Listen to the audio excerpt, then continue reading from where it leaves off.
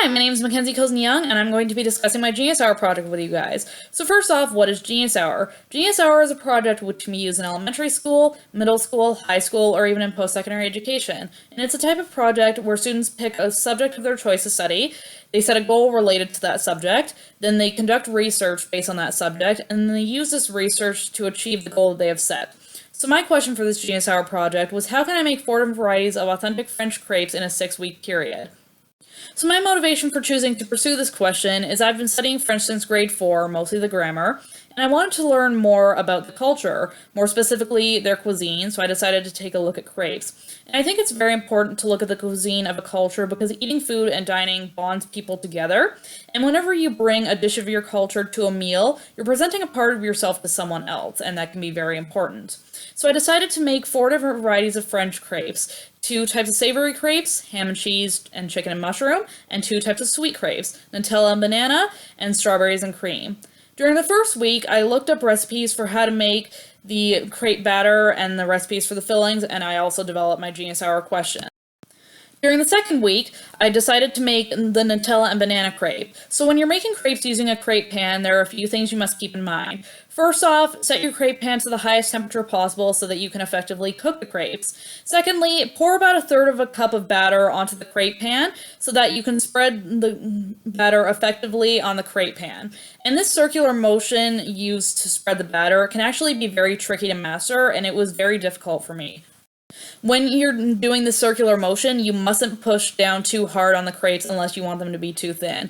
Another challenge I had during this week was I didn't know how long to cook each side of the crepe for on the crepe pan, and because of this, my crepes didn't turn out as well as they could have, and my friends and family like these types of crepes, but they agreed that because of not cooking the crepes for a long enough amount of time, they could have been better. During the third week, I decided to make the ham and cheese crepe, and the main challenge I had during this week was not giving myself enough time to prepare the sauce for the crepe. And this wasn't really a challenge during the first week where I made the Nutella and banana crepe, because all I had to do was spread the Nutella, chop up the bananas, and put them inside the crepe. But I didn't realize how long making the sauce would take. So this caused me to rush making the sauce for the crepes while I was cooking the crepes at the same time. However, despite this, my friends and family really enjoyed this type of crepe because they stated that the melted cheese, the juicy flavors of the ham, and the creaminess of the sauce complemented each other very well. During the fourth week, I decided to make the strawberries and cream crepe, and the main challenge I had during this week was, I think, more of a challenge that came across because of the author of the recipe. So in the recipe, it gives 2 different amounts of powdered sugar that need to go into 2 mixtures that need to be mixed together.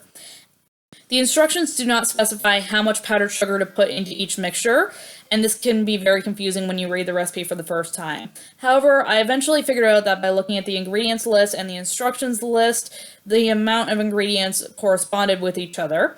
So I made the crepes, and they actually turned out very well. My friends and family liked how the juiciness and fruity flavor of the strawberries complemented the creamy, milky flavors of the sauce. And during the final week, I made the chicken and mushroom crepe. And this type of crepe could have been better. It was mostly made very meh because the sauce was very bland and reminded me and my friends and family more of the taste of cream of mushroom soup. So I made a ranking to determine how much my friends and family members liked each crepe and how much they didn't like it. So on a scale of 1 to 4, 1 is the most liked, 4 is the least liked. The most liked crepe was the ham and cheese crepe, followed by the strawberries and cream crepe, then the chicken and mushroom crepe, and finally the Nutella and banana crepe was the least liked amongst my friends and family members. So in conclusion, I would use this type of Genius Hour project to encourage creativity amongst my students, and they would be engaged in a subject that they are interested in.